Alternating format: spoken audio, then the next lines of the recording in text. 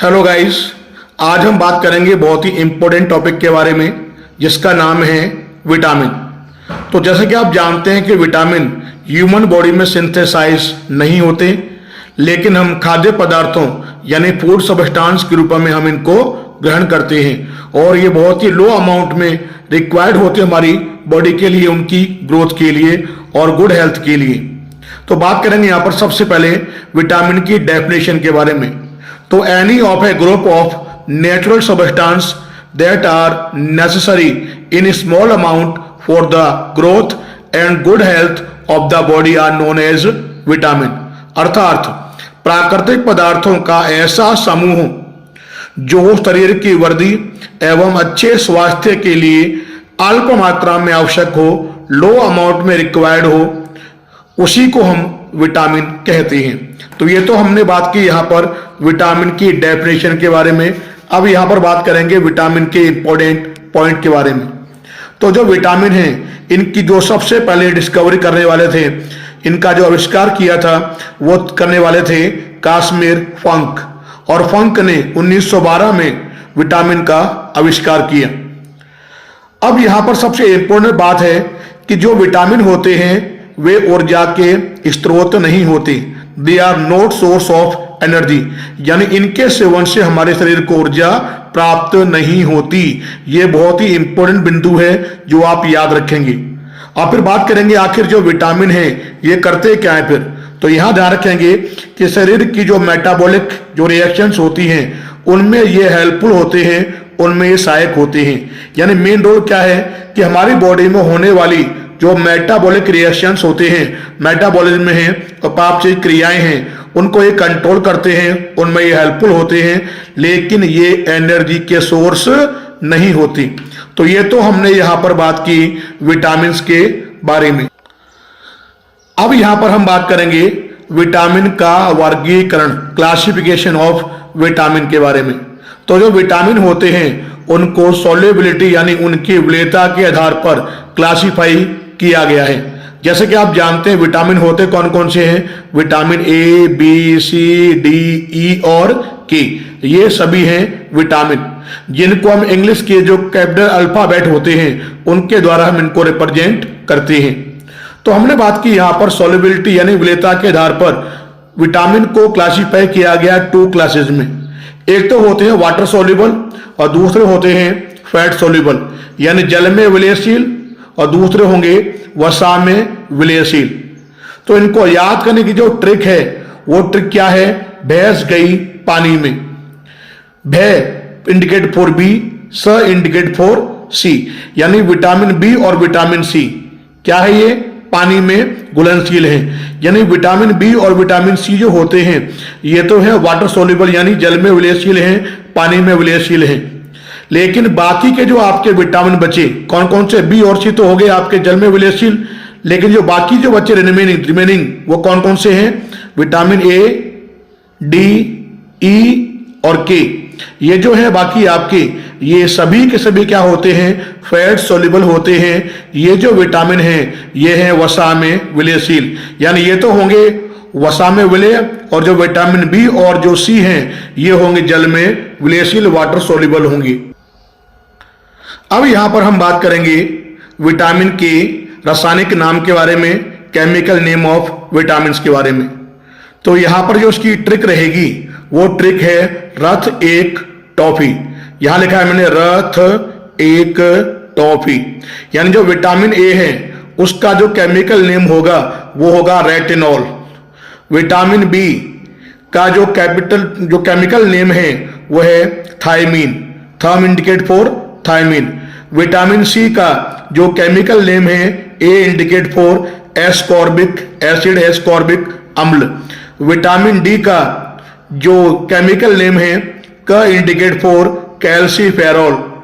Vitamin E का जो chemical name है वो है टोकोफेरॉल, ट indicate for tocopherol.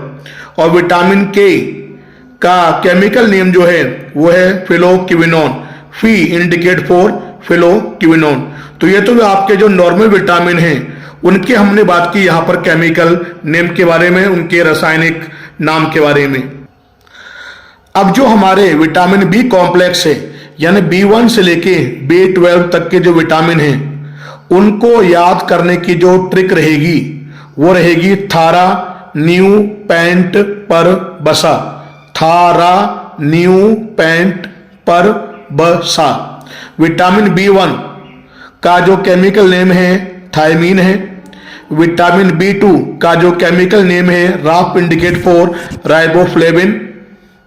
Vitamin B3 का जो केमिकल नेम है new indicate for niacin. Vitamin B5 का जो केमिकल नेम रहेगा वो रहेगा pant indicate for pantothenic acid.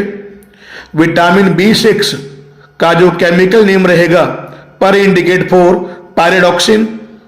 और विटामिन B7 का जो केमिकल नेम रहेगा ब इंडिकेट फॉर बायोटिन। और विटामिन B12 का जो केमिकल नेम रहेगा सा इंडिकेट फॉर साइनोकोबालमीन। यानी थारा न्यू पैंट पर बसा ये हो जाएगी इनके सभी की केमिकल नेम। और ये सभी के सभी जो विटामिन हैं ये सभी विटामिन क्या हैं? विटामिन बी कॉम्प्लेक्स हैं। और ये शॉर्ट ट्रिक है विटामिन के केमिकल नेम को याद करने की। तो ये तो हो गया आपके ऊपर जो मैंने आज जैसे आपको बताया वो तो ट्रिक थी रथ एक टॉफी। और जो मैंने अभी आपको बताई है विटामिन बी कॉम्प्लेक्स के लिए वो है थारा न्यू पैंट पर बसा। तो ये रहेगी इनके केमिकल नेम को याद करने की ट्रिक। अब यहां पर हम बात करेंगे एक एक करके सभी विटामिन के बारे में। तो हमारा जो सबसे पहला विटामिन है वो है विटामिन ए। विटामिन ए का जो केमिकल नेम है ये होता है रेटिनॉल।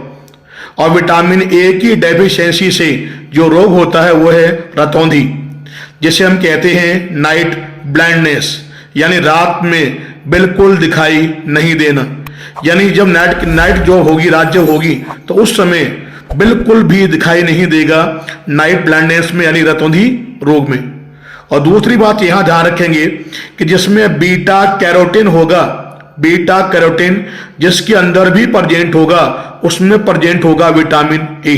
और जैसे आप जानते हैं कि जो कैरोटीन है ये पाया जाता है गाजर में। तो जो हमारी गाजर है उसमें क्या है? विटामिन ए प्रेजेंट है। इसके अलावा यहां ध्यान रखेंगे कि जो गोल्डन राइस होते हैं, गोल्डन राइस में ये प्रचुर मात्रा में लार्ज अमाउंट में क्या होते हैं? प्रेजेंट होते हैं। ये आप ध्यान रखेंगे गोल्डन राइस में क्या होगा? विटामिन ए जो होते हैं ये लार्ज अमाउंट में प्रेजेंट होंगे, उपस्थित होंगे। और जो विटामिन ए हैं उनके जो सोर्स हैं वो क्या होते हैं? वो होते हैं दूध, अंडा, पनीर। ये तीनों के तीनों ही विटामिन ए के सबसे बड़े सोर्स हैं। अब यहां पर हम बात करेंगे विटामिन बी कॉम्प्लेक्स के बारे में। और विटामिन बी कॉम्प्लेक्स में हमारा सबसे पहला विटामिन है विटामिन B1। और विटामिन B1 का जो केमिकल नेम है वो है थायमीन। और इसकी डेफिशिएंसी से, इसकी कमी से जो रोग होता है वो है बेरीबेरी। और यहां ध्यान रखोगे कि जो पॉलिश राइस होते हैं, पॉलिश राइस, उनमें विटामिन B1 की कमी पाई जाती है, उनकी डेफिशिएंसी होती है। अगला विटामिन है विटामिन B2। और जो विटामिन B2 है उसका जो केमिकल नेम है वो है राइबोफ्लेविन। और जो राइबोफ्लेविन है इसकी डेफिशिएंसी से क्या होगा? मोह और जीभ में क्या होंगे? दाने हो जाएंगे और कम प्रकाश में दिखाई नहीं देगा। और जो विटामिन B3 है उसका जो केमिकल नेम है वो होता है नियासिन। और विटामिन B3 की डेफिशिएंसी से, कमी से क्या होगा कि जो बॉडी की जो ग्रोथ होगी रुक जाएगी और जो बाल होंगे वो सफेद हो जाएंगे। अगला विटामिन है विटामिन B5। और जो हमारा विटामिन B5 है उसका केमिकल नेम होता है पेंटोथेनिक एसिड। और जो पेंटोथेनिक एसिड है उससे क्या होगा? अगर उसकी डेफिशिएंसी हो जाएगी तो पेलाग्रा रोग हो जाएगा और अनिद्रा की स्थिति उत्पन्न हो जाएगी। तो ये तो हमने बात की यहां पर विटामिन B5 के बारे में। अब यहां पर हम बात करेंगे विटामिन B6 के बारे में। और जो विटामिन B6 है इसका केमिकल नेम होता है पायरिडॉक्सिन। और इसकी जो डेफिशिएंसी है उसे क्या हो जाएगा? ब्लड की हो जाएगी कमी, जिसे हम कहते हैं एनीमिया रोग हो जाएगा। विटामिन B7 का जो केमिकल नेम है वो होता है बायोटिन। और यहां ध्यान रखेंगे कि विटामिन B7 को ही हम नाम देते हैं विटामिन H। और जो ये बायोटिन है इसकी अगर कमी हो जाएगी तो क्या होगा कि पेशियों में दर्द होगा और भूख में क्या होगी, कमी आ जाएगी। और जो विटामिन B9 है उसका जो केमिकल नेम होता है वो है फॉलिक एसिड, फॉलिक अम्ल। इसकी डेफिशिएंसी से क्या होगा, ल्यूकोपेनिया रोग हो जाएगा। और जो WBC है, जो आपके श्वेत रक्त कणिकाएं हैं, उनमें क्या आएगी, कमी हो जाएगी। इसके बाद जो विटामिन B12 है वो देखिए आप, विटामिन B12 का जो केमिकल नेम होता है ये होता है साइनोकोबालमीन। और यहां ध्यान रखोगे कि ये जो साइनोकोबालमीन है विटामिन B12, इसमें कोबाल्ट धातु पाई जाती है। और विटामिन B12 की डेफिशिएंसी से, कमी से क्या हो जाएगा, एनीमिया रोग हो जाएगा। तो ये तो हमने यहां पर बात की किसके बारे में, विटामिन B कॉम्प्लेक्स के बारे में, जिसमें हमने विटामिन B के कई प्रकार हमने यहां पर पढ़े। अब यहां पर हम बात करेंगे विटामिन C के बारे में। विटामिन C का जो केमिकल नेम है यह है एस्कॉर्बिक एसिड, एस्कॉर्बिक अम्ल।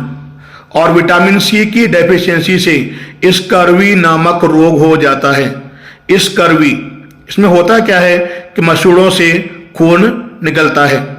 और यहां ध्यान रखेंगे कि जो ये स्कर्वी डिजीज होती है उसी को हम नाम देते हैं नाविक रोग कहते हैं, सेलर डिजीज कहते हैं। क्योंकि जैसे आप जानते हैं कि जो नाव चलाते हैं उसे कहते हैं नाविक। इसको सबसे पहले देखा गया था नाविकों में, उसके आधार पर ही जो स्कर्वी रोग है उसको नाम दिया गया नाविक रोग यानी सेलर डिजीज कहते हैं। और जो आपका विटामिन C है ये मिल्क में प्रेजेंट नहीं होगा, मिल्क में नहीं पाया जाता। और प्रचुर मात्रा में ये मिलता है आंवला में। यानी विटामिन C का जो सबसे अच्छा जो हम मानते हैं सोर्स वो है आंवला। और ये क्या होता है, मिर्ची में भी ये प्रेजेंट होता है, पाया जाता है। और यहां ध्यान रखेंगे आप कि ये विटामिन C शरीर में रुकता नहीं है और यूरिन यानी मूत्र के साथ इसे शरीर से निकाल दिया जाता है, उत्सर्जित कर दिया जाता है। इसका कारण क्या है, इसका कारण है जल में इसकी विलेयता। क्योंकि आप जानते हैं कि जो विटामिन C है ये क्या होता है, जल में विलयशील होता है, इसीलिए इसको यूरिन के साथ बॉडी से वापस निकाल दिया जाता है। और फिर यहां ध्यान रखेंगे कि जो आपके सिट्रस फल होते हैं, खट्टे फल जैसे संतरा, मौसमी इत्यादि में क्या होता है, ये प्रेजेंट होता है विटामिन C। तो ये तो हो गया आपके विटामिन C के सोर्सेज जिनमें पाया जाएगा विटामिन C। और यहां जैसे मैंने आपको बताया, ध्यान रखेंगे कि विटामिन C की डेफिशिएंसी से स्कर्वी डिजीज हो जाती है, जिसको हम सेलर डिजीज या नाविक रोग भी कहते हैं। और इसका जो सोर्स है वो सबसे बड़ा सोर्स मानते हैं किसको, आंवला को। तो ये तो हमने बात की यहां पर विटामिन C के बारे में।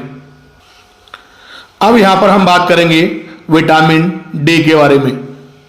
जो विटामिन D है जिसे हम बोलते हैं वाइटल एमाइन D, इसका केमिकल नेम होता है कैल्सीफेरॉल। और जो ये विटामिन D की अगर कमी हो जाए तो जो बच्चे होते हैं उनमें तो हो जाता है रिकेट्स, लेकिन जो वयस्क होंगे, जो एडल्ट होंगे, उनमें ऑस्ट्रियोमलेशिया नामक रोग हो जाता है। और यहाँ ऑस्ट्रियोमलेशिया, ऑस्ट्रियो का मतलब होता है हड्डी और मलेशिया का मतलब होता है कमजोर, यानी जो हड्डियां जो होंगी वो क्या हो जाएंगी, कमजोर हो जाएंगी। तो जो वयस्क होंगे उनमें तो होगा ऑस्ट्रियोमलेशिया रोग और जो बच्चे होंगे उनमें होगा रिकेट्स रोग।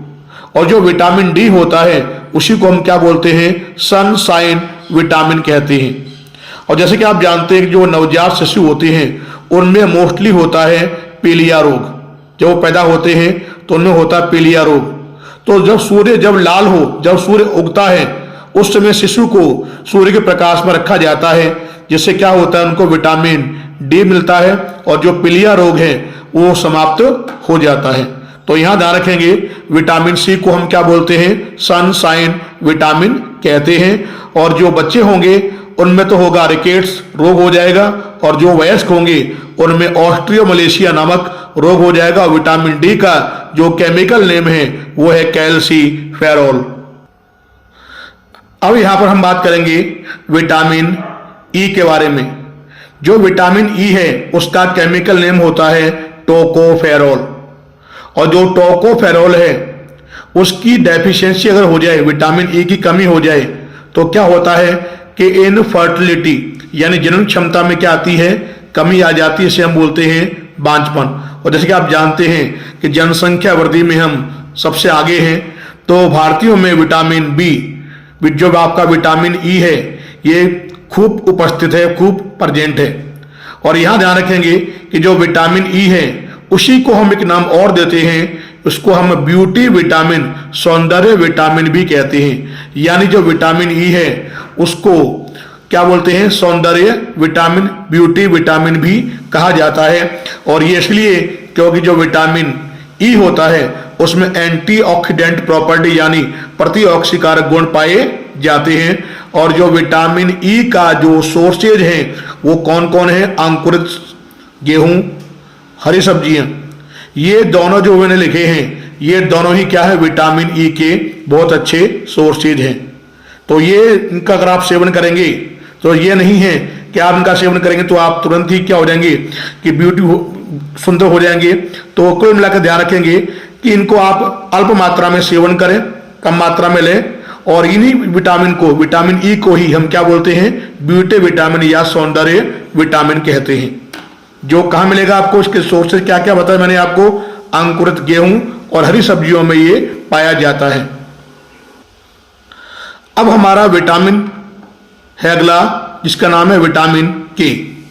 और विटामिन के का जो केमिकल नेम है वो होता है फाइलोक्विनोल। और विटामिन के की कमी से क्या होता है, रक्त का थक्का बनने में आती है कमी, ब्लड की जो क्लॉटिंग है उसमें आती है डेफिशिएंसी। और जैसे कि आप जानते हैं कि जो डेंगू रोग में जो प्लेटलेट्स की क्या होती है, कमी, क्योंकि जो प्लेटलेट्स होते हैं ये रक्त का थक्का बनने में क्या होते हैं, सहायक। अगर प्लेटलेट की कमी आएगी तो क्या होगा, थक्का बनना क्या हो जाएगा, कम हो जाएगा। तो विटामिन के जो है उसका जो मेन काम है, मेन जो फंक्शन है वो है ब्लड की क्लॉटिंग के लिए, रक्त का थक्का बनने के लिए क्या होता है, ये रेस्पॉन्सिबल होता है। डेफिशिएंसी अगर होगी तो रक्त का जो थक्का होगा, ब्लड की जो क्लॉटिंग होगी उसमें क्या आएगी, कमी आएगी क्लॉटिंग में। यहां ध्यान रखोगे जो टमाटर है, हरी सब्जियां हैं और जो आंत हैं, ये सब इसके होते हैं सोर्सेज। और आंत में क्या होता है कि विटामिन के सिंथेसाइज होता है, संश्लेषित होता है, और आंत में ये पाया जाता है विटामिन के।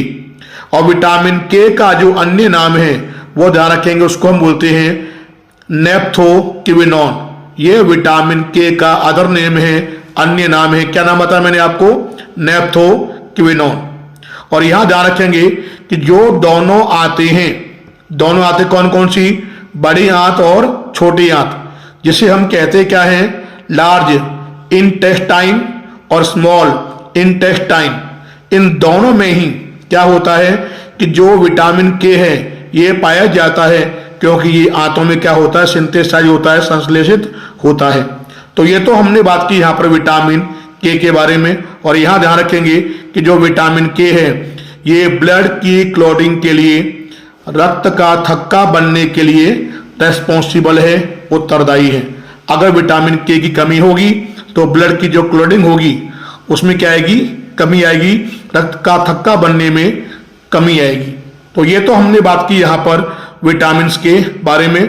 तो जितने भी आपके एग्जाम हैं, क्लास 12 साइंस, क्लास 12 एजी, इसके अलावा जो आपके अदर कॉम्पिटिटिव एग्जाम हैं लाइक एसएससी, रेलवे, पटवार, उन सब के एग्जाम के पॉइंट ऑफ व्यू से जो विटामिन है इस टॉपिक को कवर किया गया है। इसको आप तैयारी ढंग से करें, अच्छी तरह करें, और आगामी परीक्षाओं के लिए आपको in advance good luck. Thanks for watching. धन्यवाद।